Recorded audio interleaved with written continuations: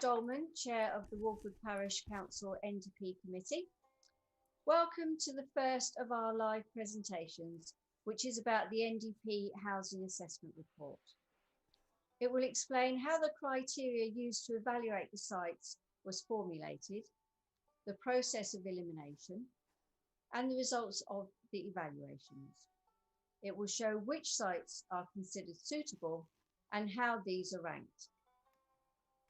You can view or download this presentation, and details on how to do so will appear later on the screen.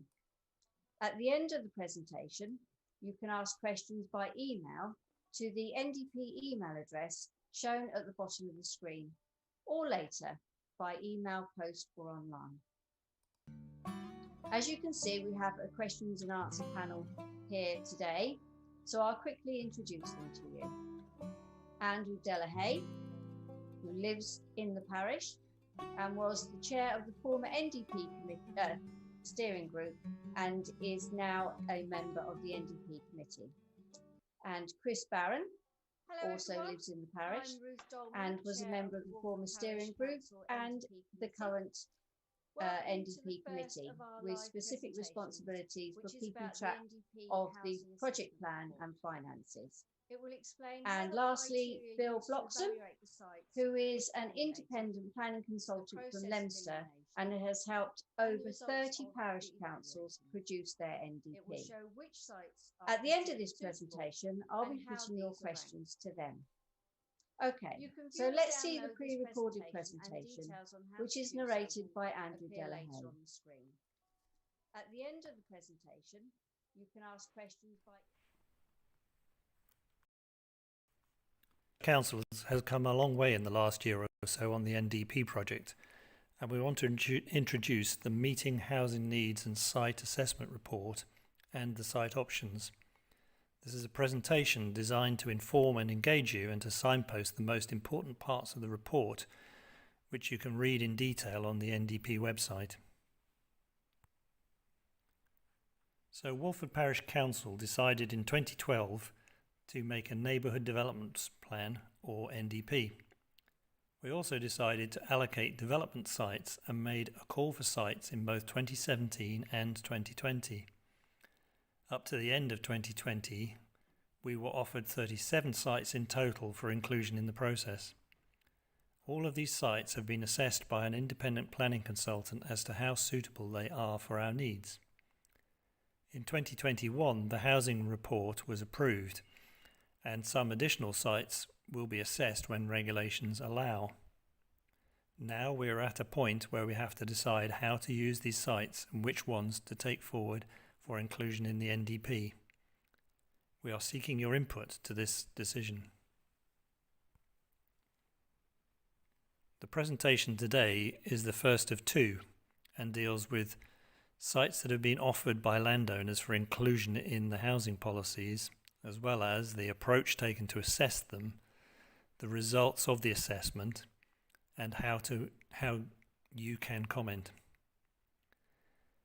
The second presentation is on the 15th of March and deals with NDP draft policies and housing options. Herefordshire core strategy requires a minimum of another 91 houses in Walford between 2011 and 2031. By choosing to have an NDP, the Parish Council takes responsibility for finding locations for these 91 houses. There are already 40 houses either built or approved, leaving us with a minimum 51 to find. In 2017 and again in 2020, we made a call for sites, and here are the 37 offered sites marked in purple.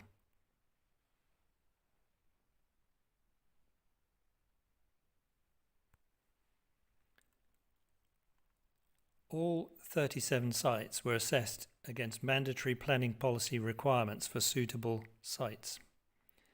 These concern mainly proximity to existing settlements and flood risk. 3 settlements are identified by Herefordshire Council in their planning document, the Core Strategy. These settlements are considered the main built form of the parish and are shown outlined on this slide.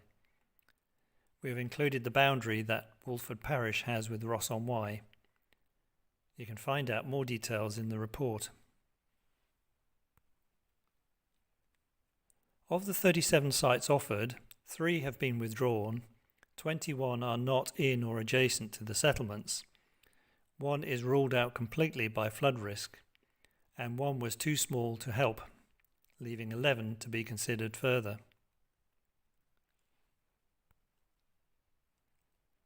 Here are the 11 sites. 2 are next to Ross-on-Wye, 4 are in Walford and Cowton, and 5 are in Bishopswood. The criteria for the second stage of assessment were chosen again by policy considerations in conjunction with what we learnt from our questionnaire in 2014 and what we learned in our public consultation in February 2020. This assessment led to some further sites being rejected and others being reduced in size, as you will see in the following slides. You can find out more details in the report.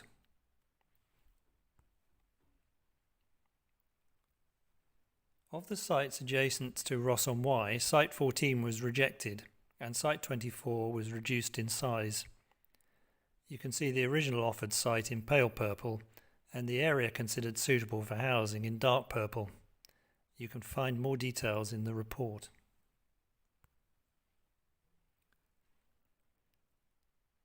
Two of the sites in Walford and Cowton near the school were deemed partially suitable but had to be reduced to avoid flood risk and maintain views. You can see the original offered sites in pale purple and the areas considered suitable for housing in dark purple, and again you can find more details in the report. 2 other large sites in Walford and Cowton are considered suitable, but Site 11 had to be reduced for ecological reasons, and the other site, 21, needs the first site, Site 11, to be able to gain access. Site 21 might be used in full or reduced in size. And again you can see the original offered site in pale purple and the area considered suitable for housing in dark purple, and you can find more details in the report. 2 sites in Bishopswood, numbers 28 and 33, were not accessible in a sustainable way and were rejected. The other 3 were considered suitable.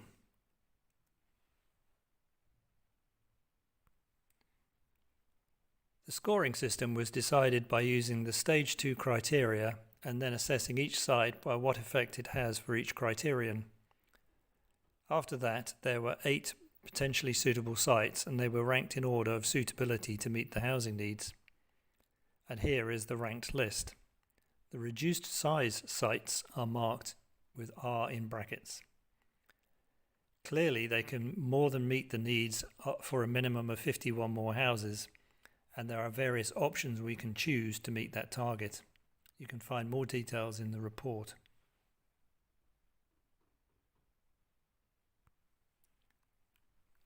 Windfall allowance is about how many houses we calculate might be built in addition to the sites we have identified as suitable. Mostly these would be small infill sites in the settlements, as well as open countryside developments of existing old buildings such as barns. It is calculated using historic data for developments within the settlements as well as in rural settings. We might use this windfall opportunity to partly meet our housing needs. As you can see, this might be as many as 17 houses. And again, you can find more details in the report.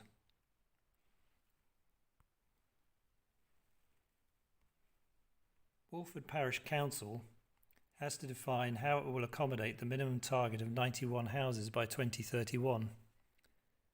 To enable this, we have identified 5 options, and here they are. Each of these options can meet the necessary target, but they have different impacts on Walford. Walford Parish Council must now choose one to go into the NDP document. Option 1 is about using one large site and one or more smaller sites to meet the target. Option 2 is about using only small and medium-sized sites plus some of that windfall allowance. Option 3 is about using the sites in order of ranked suitability. Option 4 is about not making an allocation at all but relying on policies similar to the core strategy. Option 5 is about putting all the houses in one place using sites 11 and 21. Obviously there's a lot to consider here and there will be very many views about what is best.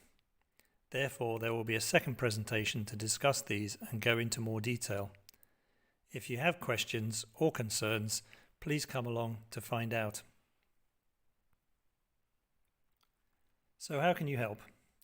Well, by asking questions about the report either now or later via the NDP email address, commenting online or in writing to the Parish Clerk.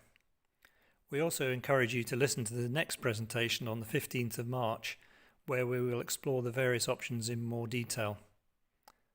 Thank you for listening.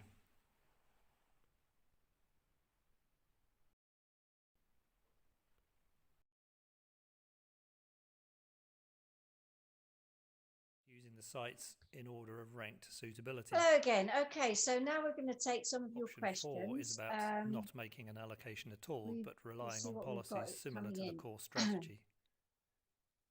Option 5 is about putting all the houses in one place using sites 11 and 21. Obviously, there's a lot to quite consider a long here, email in and there will be Peter very Dunn, many views about what is best. who has Therefore, there given will be a us lots second of presentation to questions. discuss these and go into more detail. But in If fairness, you there have seems to be questions quite or a few concerns, please come emails along coming to in. find So out. I'm going to take a few questions out of Peter's email. So how can you help? And then I'll, Well, while by the asking others are questions answering about them, the I'll have a report look at either what now other or questions later have come in via the and see how we NDP go. email address, Okay, the first question commenting from Peter online Dunn or in writing to the is Parish Clerk. development of We also size of encourage you to listen development to on the next prime presentation on the agricultural 15th land. of March, where we Sites will explore the 11R various and options in more 21 detail. are being Thank you for proposed for listening. houses in excess of the preferred size of development as outlined in the NDP objectives. Both are high-grade agricultural land. Government guidance states it should only be used for development in extreme circumstances. Okay, so now we're going to take some. How can you demonstrate that the size of developments proposed is for the benefit of the parish rather than just the financial benefit of the landowners, one of whom is a parish councillor? Who would like to take that question? Obviously, there's a lot to Go ahead, consider Andrew. That's a really good question because size of development is a key question in the development of this housing allocation. And I'd like to take it back to the beginning. The Walford Parish Council decided to create an NDP back in 2012, I think. And it also has decided that it wants to make housing allocations, and that means specifying to Herefordshire planners which sites would be preferred in the parish in order to meet the targets, which is a minimum of 91 houses by 2031. So in making that commitment, it needed to see what sites were available. So there was a call for sites in 2017 and another one last year. And in total, we've had 39 sites, and 37 of those sites have been assessed. And the remaining 2 will be assessed once COVID restrictions are lifted. The majority of the sites that were suitable after the assessment, which was a total of 8 so far, were small and medium sites. And the remaining target, I think, is currently I think it's 51 houses to find in that total of minimum of 91. So we need to look at those sites and put them into a series of options of how we might use those sites in order to meet the target. And to be fair to the parish and also fair to the to the site owners who have submitted the sites, we should have an open and honest discussion about what's the best way to use it. Now, back in the questionnaire in 2014, and again in the consultation last year in February, the parish view was quite clear that it wanted to use small and medium sites. So that would appear to be an important thing to take into account. A total of 8 so far. The other factor on the other side of that is that we have to meet that target, and there is only one way to meet that target, potentially using small and medium sites, and that's to use them all and rely on the windfall allowance. And in order to be able to convince Herefordshire Council and the independent examiner who's going to inspect our NDP offering, we need to have a range of options in order that we can consider that range, make a choice which is in line with what the parish wishes, as well as what is practical. And in order to do that, we need more than one option. So as I say, with small and medium sites, there's only one option to achieve that. So when we present a questionnaire after the next presentation on the 15th of March, you'll have the chance to vote for a range of options. And we will do it in a way that we ask, first of all, does the parish want to make a housing allocation? So the parish could decide not to make a housing allocation, and then it would be whatever the Herefordshire planners thought was best in their opinion, not in our opinion.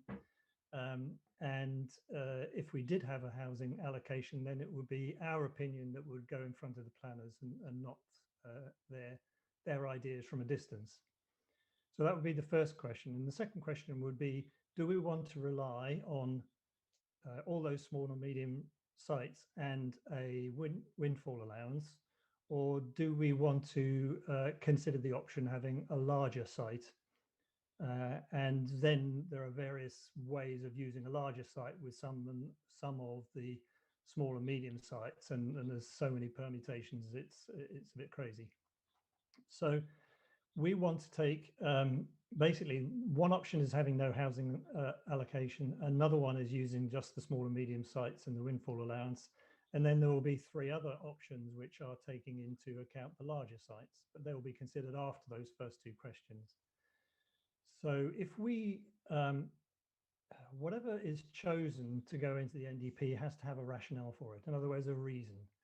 So if the parish in this questionnaire gives us a very clear steer in one direction or another, and if it's in the same direction as the questionnaire and the consultation last year, that would be quite clear for the parish council to take into account in terms of choosing those options.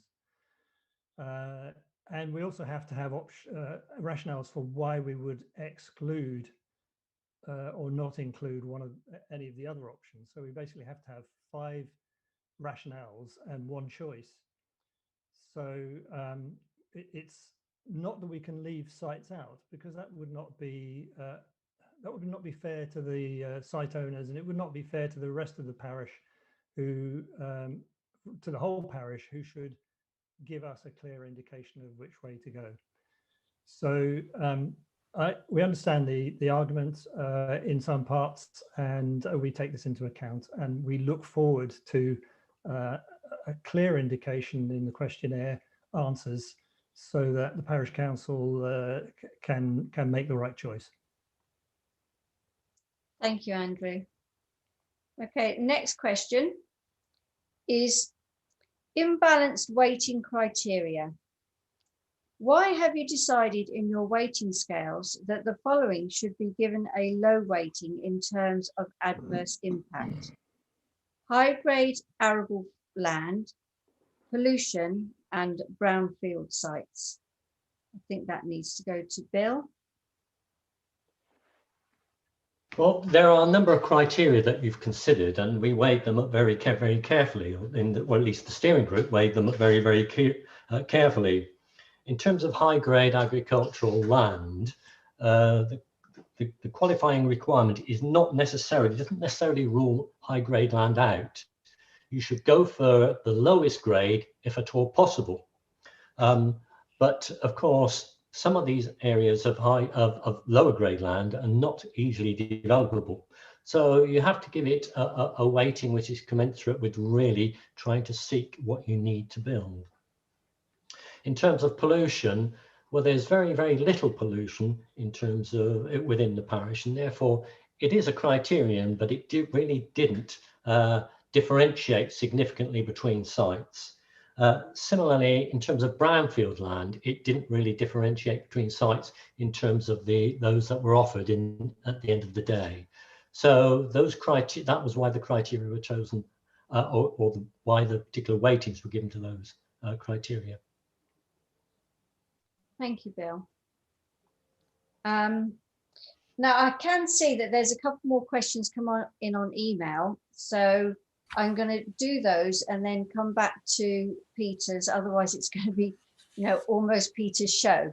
So we have an email from somebody called Keith. He says, "I cannot understand how the Walford NDP committee can reach the conclusion that this development plan is unbiased and independent. I refer to, there is no quorum, ergo you can reach no decision." Who would like to take that one? Oh, Go ahead, okay. Chris. I think I understand. I'm not sure I entirely understand the thrust of the question. The end at the moment, in terms of where we are in this process, no decisions are being made. Basically, we've gone through the process of collecting information and calling for sites, having them assessed independently, and the results of that assessment have been published. And we are at the stage now, really, where conclusions can be drawn from that assessment, but at the end of the day, it is the quorate parish council who will make such decisions. So at the moment, we are not making any decisions, and we're merely putting information in front of the community and asking their opinion in terms of a possible way forward, but that's merely advice to be given to the parish council. I think the other point perhaps is worth noting is that this will all feed into the draft NDP. The draft NDP then goes forward and comes out in itself for public consultation within both this community and a wider audience for 6 weeks. Any comments made at that point will have to be looked at and potentially actioned. It then goes back through another cycle of consultation. So this is merely the first, and in fact an informal cycle of consultation before there will be 2 further ones. So I think the point is no decisions are being made at the moment whatsoever. Thank you, Chris. Okay, I'll take another one from Peter Dunn. Why are you not using brownfield sites? What consideration has been given to using brownfield sites? RA2 states that locations make best and full use of suitable brownfield sites wherever possible. Okay. Shall I Go take ahead, that one? Chris, yeah. Okay. In terms of the site assessment, we can only consider sites that are offered freely. Part of the criteria that both Herefordshire Council and an independent examiner will consider crucial is that any site that finds its way into the draft NDP must be considered viable, which means it must be available for potential development, amongst other criteria that Bill will have gone through. So basically, if we're not offered something that is classified as a brownfield site, then we can't select it. I would point out that within this parish, a number of brownfield sites have already been developed, and so we are potentially running out of them rather rapidly. But the Waterboard site is now Willow Close, Nelson's Garage is Nelson's Close, and the Old Builder's Yard is Alder Close. So there has been extensive use made of all brownfield sites within the parish. Thank you, Chris. Okay, I now have a question from an Andrew. I hope I'm going to pronounce his surname correctly. Andrew Eyre, E-Y-R-E. He says, Site 11 has a large opportunity. However, I think it's important to understand why 40 plus houses would be required within a short timescale. What is the timescale expected for this number stroke opportunity, as it would appear unrealistic to hold a site for a length of time pending local need or requirement? Additionally, a developer would, I suspect, require build in as little time as possible.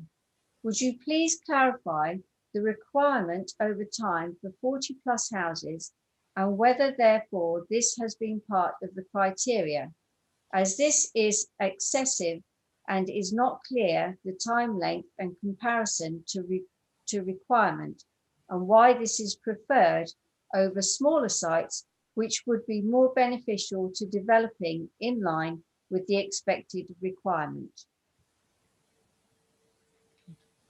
Will I have a go? Yeah. Maybe Bill could. I was surprised you didn't ask me to read it again. It was that long. Go ahead, Andrew. Yeah, I'll try and answer the question I heard, and hope I do a good job. Site 11R is not preferred.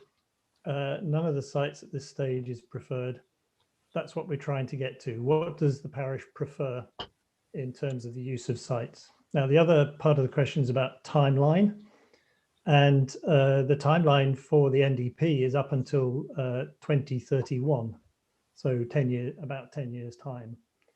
So what will go into the NDP will be a housing allocation of sites, or unless the parish council decides not to allocate sites again, as I explained earlier.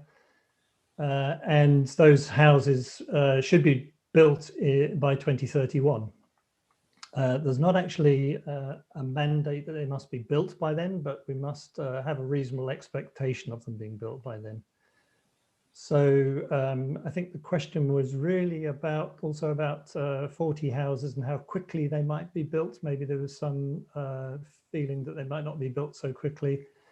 But at this stage, we're not putting a plan on this. We're not putting a time scale on the planning beyond 2031. So if they were built in very quickly, then that will be 40 houses towards the target, and very quickly we might meet the target. In terms of the currency of the NDP, once it's been adopted, which is after the referendum, then housing policy, which would include the allocated sites, has a currency of about 2 years. So if after 2 years the parish council didn't amend the NDP in terms of its housing policy and go through all this process again, which is probably unlikely, but if it doesn't do that, then the housing policy has less weight. So the planners in Herefordshire would take less account of them. So that's also part of the answer. And I think a backdrop that's important information is that if we don't allocate houses, or if we don't allocate houses, then or at any time whilst we don't have an NDP, then any landowner is entitled to make a planning application on any piece of land, whether it's been submitted to the NDP or not, and can test the validity of their application with the Herefordshire Council planners. So even as we speak now, then Site 11R owner might put in an application for 40 houses, in which case it's out of our hands. We have no say in that. It's all down to Herefordshire planners. So if we don't have an NDP, and this is one of the reasons why we want to press on with creating an NDP, is if we don't have an NDP that's been adopted, then we have no say in the parish as to where houses might go. It's entirely down to Herefordshire Council, and the whole idea of the NDP is that the parish and the parish council and the people who live in the parish, it should be our plan, and we should have a say, and we want to make sure we have the right say, and the say which is in line with the wishes and needs of the parish. Not that we can satisfy everybody, but we'll try to satisfy as many people as possible in terms of what goes into the NDP. That's great. Thank you, Andrew. I've got another question. I think it's a question. Let's have a look at the email. From Lisa Burton. We are extremely concerned with Site 7 as we live directly at the foot of this, and we are constantly under the threat of more flooding in our houses.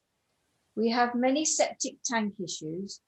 Why is this still being a considered site, as there has been a lot of local issues and concerns now and over the last 20 years or so?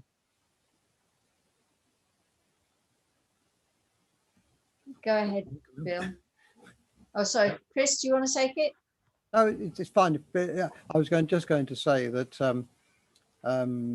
Site 7 and Site 6 are both, in terms of foul water drainage, potentially within reach of the limited Welsh water mains drainage system that we have, which for most people, well, for people who are not aware, the Welsh water mains drainage system, sewer system, runs as far as Coton Corner, and in fact is extended to Alder Close.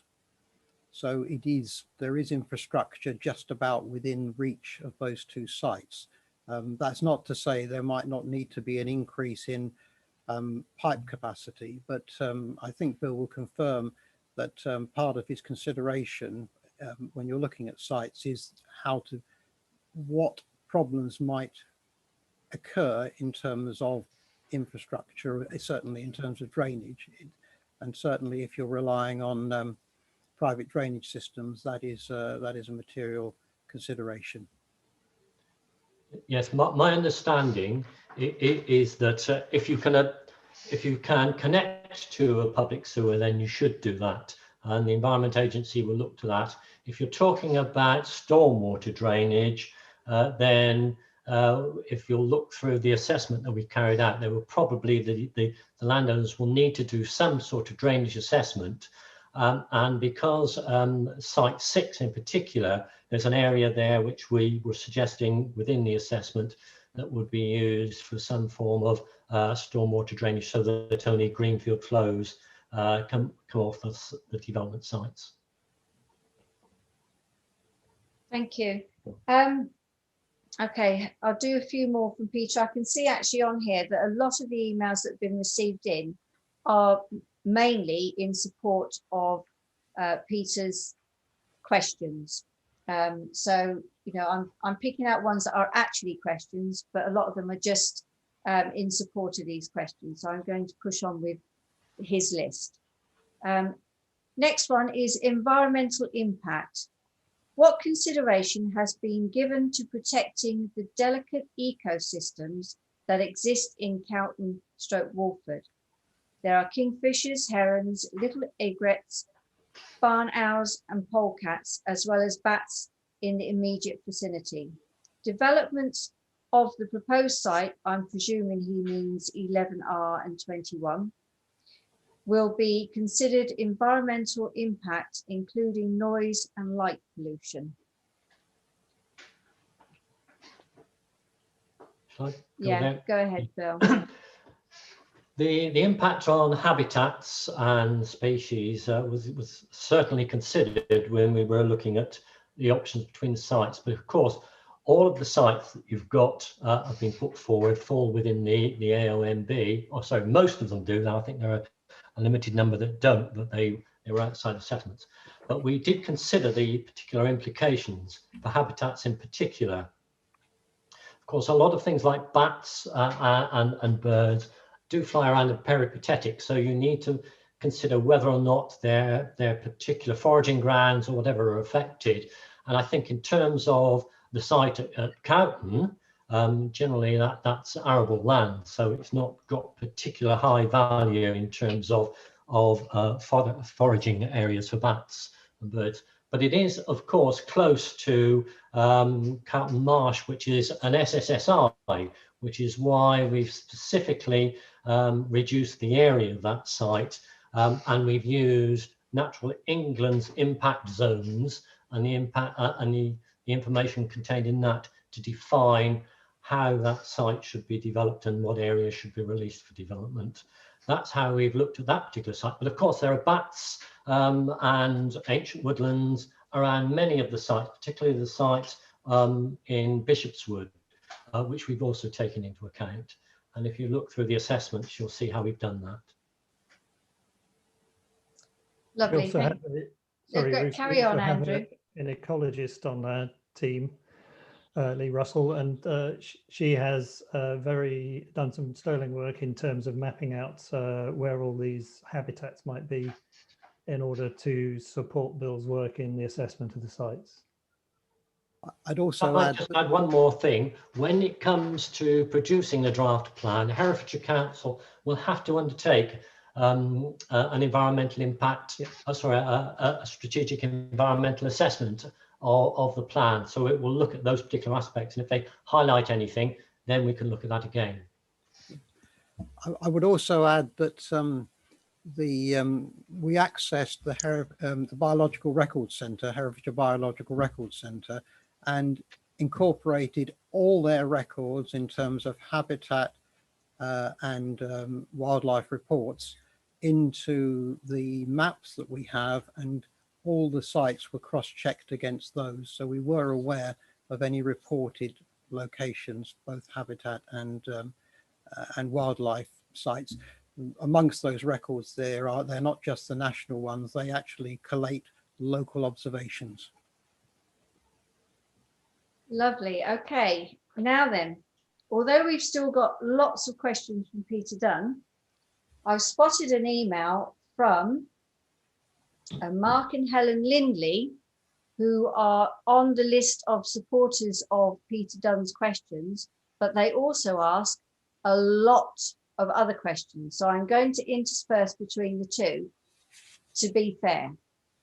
Okay, so let's go to the first question. Carbon reduction targets. How will additional housing in this parish help to meet the government's carbon reduction targets? Good. Go ahead, Chris. Well, I was going to just start with a single statement, then I'll let Andrew, because he's probably better on this than me. Regrettably, the housing target we have is not a locally generated one. It's indirectly generated by the government in Westminster via Herefordshire Council. So Herefordshire Council are required to come up with a local plan, which is called the core strategy, in which they will explain how they will deliver a certain number of new dwellings.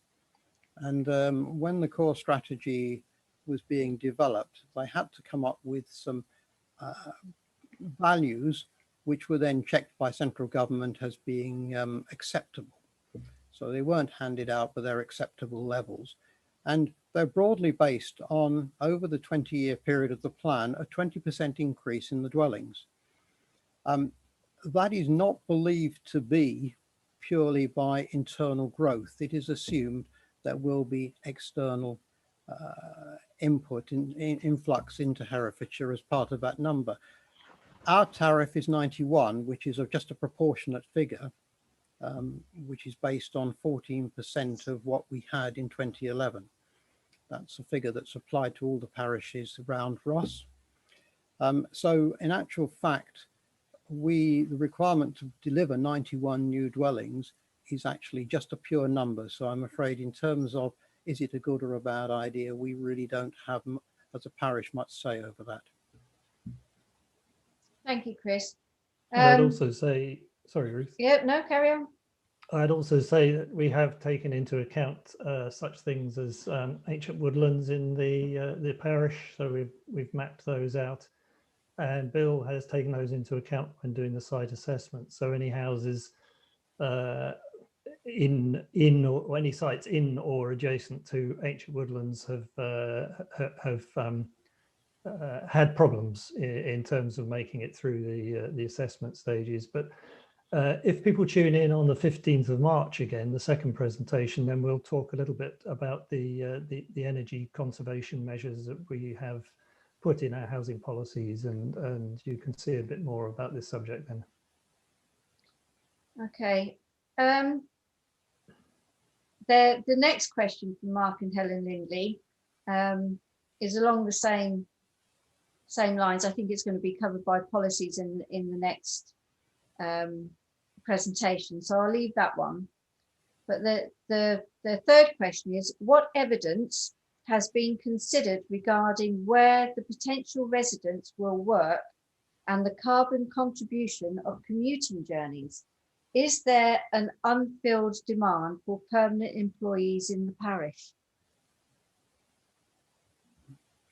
Go ahead, Chris. I think it would be fair to say that that question might be better answered in the next presentation. However, within the draft NDP, there are policies, or there is a policy which deals with employment and business opportunities within the parish, and that particularly identifies, based on what we believe is the current situation, that working from home is quite important in terms of this parish. There's quite a number of businesses that operate from home, live work units, to some extent tourism as well. So I think insofar as it's possible to look at employment opportunities, our draft NDP has identified areas which seem viable in the current situation. And again, I just refer back to the fact that regrettably the tariff 91 houses doesn't really address this problem. Thank you, Chris. Okay, I'm going to go back to Peter Dunn. His next question is, new government planning bill. The new government white paper and planning bill seeks to protect rural areas and restrict development on farmland and in areas of outstanding natural beauty. The debating and acceptance of this paper has been delayed due to COVID. Is the NDP under pressure from those who will gain financially from large developments, the landowners, to push this plan through ahead of new planning regulations? Sounds like good news if that's going to happen with a new white paper. And so to answer the second part of that question, are we under pressure? Not as far as I am aware. We have, ever since we started, well, I can only speak for myself because ever since we started the steering group a couple of years ago, we have been very adamant that we want to do the right thing by the parish. We don't want any bias in the process. We're aware that bias sometimes creeps into these processes, and we've done our level best to keep it out. That's not to say there isn't any, but I'm not saying there is any either. I'm just saying we are trying to become to be immune from that, and so there's no pressure. The sense, there's a sense in the group that we want to press ahead, and I know this is a contentious issue in the parish, but we want to press ahead because the sooner we have an NDP, the sooner the views of the parish sit alongside the national legislation and the county legislation as to where houses and how houses can be built within this parish.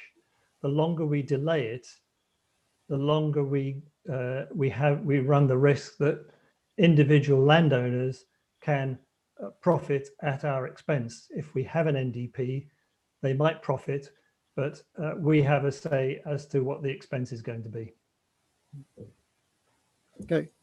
Go could ahead, I just, Chris. I was going to say, if I could just add that regrettably, the time lag between a central government pronouncement and legislation and the local implementation of it tends to be years. In the case of the core strategy, it took basically from 2011 to 2015 to actually take it through all the processes of review and evaluation. So I think the chances are that even if there was a significant change in government policy in the next few months, the time it would take to penetrate or permeate down to parish level would be a considerable number of years. Just to put this in context, the core strategy is required to be reviewed every 5 years, and Herefordshire Council undertook that process towards the end of 2019 and concluded it needed revision. They started revising it at the beginning of 2020, and probably most people would guess that that revision will lead to an up issue of the core strategy being approved by, if we're lucky, 2025. So that puts it in the context of, unfortunately, the red tape associated with this is very lengthy. Thank you, Chris. Okay, I'm going to go back and just have a quick look to see if there's any more coming. Oh, yeah. Oh, gosh, we don't want to lose that one now. I'll ask one more from Mark Linley's list, and then I can see there's something else coming. Here we go. Okay. The next question is, what will the impact of additional children in the parish? Does Walford School have the capacity to take more children without impacting the quality of education provided? What transport arrangements are anticipated for high school students, and what carbon contribution will this make? There's another. Yes, go ahead, Bill. As far as I understand it, when your figure was chosen, the education section of Herefordshire Council was consulted upon this, so they're signed up to the levels of development that are expected. As part of any planning application, particularly of sites of 11 or more, then there will be financial contributions from the developer that can be used to upgrade the facilities at the primary school should any be needed. And if anybody wants to, they can look through the various planning applications for the larger developments throughout the county and see the sorts of levels of funding that are asked for by Herefordshire Council. But just generally, my understanding is that on a rule of thumb, you would normally say you would get one child of school age for every 10 dwellings. That's a rule of thumb which I believe Herefordshire Council has used in the past. So if you're looking at 90 dwellings, that will be 9 extra children over the school age range. Thank you, Bill.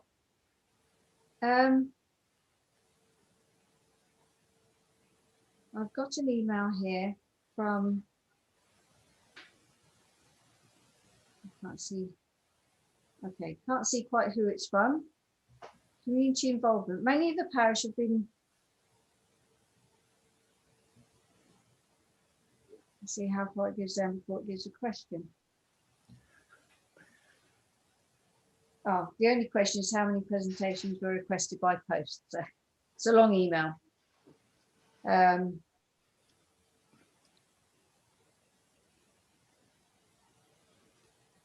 Okay, I'll search amongst the emails, but I'll give you another one of Peter so that you're not just sat there. Okay, next one. Impact of development on the B4234.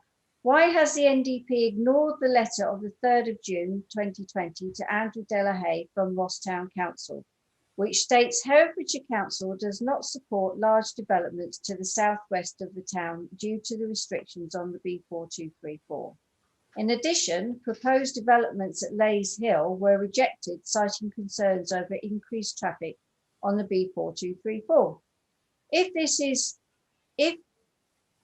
this holds true for Arbour Hill and Leys Hill Road, surely it holds true for any site which substantially increases traffic and requires access to the B4234, such as 11R and 21. The impact has to be measured as a combined development. Yeah, that's a good question. I don't think we have ignored it. We've taken into account what Ross Town Council says. We don't have to do what they have advised. But regarding that B road, if we have another 91 houses in Walford Parish, my guess is that there will be 91 more houses with people in them driving down that road anyway. So the bottleneck that the Ross Town Council talks about going into Ross Town at the High Street is unavoidable, given the planning numbers that are coming into the parish. If we don't have an NDP, there will be at least 91 more houses by 2031. There may be very many more. If we have an NDP, we might restrict it to around 91 or a little bit more. But they'll all be using the B road. So yeah, the capacity of the B road is maybe an issue, particularly at that pinch point in Ross Town Council. But the NDP will not influence it one way or the other. I don't know whether you've got a view, Bill or Chris. Yeah, I think the point is that regardless of how we view this, Herefordshire Council, if we do nothing, will consistently look to the minimum figure of 91, Yep. and they'll review any planning application in the context of how we are doing in terms of meeting that number. And all other things being equal, they probably will not take any account of traffic loading on the Walford Road unless their highways department says it's an issue, which is highly unlikely. So realistically, as you say, however we deal with this, they will be looking for at least 91 additional dwellings with the additional traffic that holds. So I don't think as a differentiator between sites is not particularly a factor you can particularly hang too much on, regrettably. I would also say that if we don't develop and adopt an NDP, or until we don't, Herefordshire Council will not have a target of 91. We have a target of a minimum of 91 as a parish to consider how we achieve that in the NDP, but Herefordshire Council will carry on as long as they can pack more houses in. Yeah, they have a delivery target as well as a planning target. They are judged by how many homes are actually delivered, and so yes, there is a pressure on them to deliver them. And provided they comply with. Sorry, Chris. If they can't deliver them in somewhere else in Herefordshire, they'll be very happy to make up the shortfall in Walford potentially. Yeah, and they okay. will just. I think we're just about to run out of time. So one quick question from Jane Jordan. As I believe 11 sites were identified for the NDP and yet only 4 have been put forward, would it not have been better to allow the general public of the parish to select the sites they thought were best suited? This would then give total transparency in the selection. I think, well, there are 39 sites in total. 2 have not been assessed. 11 were deemed potentially suitable after the stage 1 assessment, and then 8 after the stage 2 assessment. And the point I made earlier is that in the options we've developed, we have intentionally included each and every one of those 8. And we do really, really, really want to hear from the parishioners as to what they feel about those options in the questionnaire. So it would be so helpful to know how people feel about those options. And there's a whole raft of options in there. As I said earlier, if you want to use small and medium sites, then there's only one option. So you put your mark in the questionnaire against that option. If you feel that a larger site is suitable, then there's a whole raft of other options that can be combining all sorts of different small and medium sites with that large site. And if you don't want an allocation at all, then you put your mark against that in the questionnaire, and we see what you say. Thank you, Andrew. Could I just add, Bruce, to that? Unfortunately, you'll have to be quick. Yeah, I'm going to say, unfortunately, the sites we put forward have to be considered viable by the professional planners at Herefordshire Council. So regrettably, that's why, well, no, not regrettably, that's why we have a planning consultant on board to actually do the assessments, so that the sites we put forward, Herefordshire Council will not reject out of hand. If we'd left it to a general poll on all the sites. Regrettably, we could well have found that all of them would have been rejected by Herefordshire Council as not viable within the context of the core strategy, the NPPF, or the AONB. So that is why we've had to go down this, we've gone down this route of having somebody who is professionally qualified to assess them and tell us which ones Herefordshire Council would consider to be viable. Okay.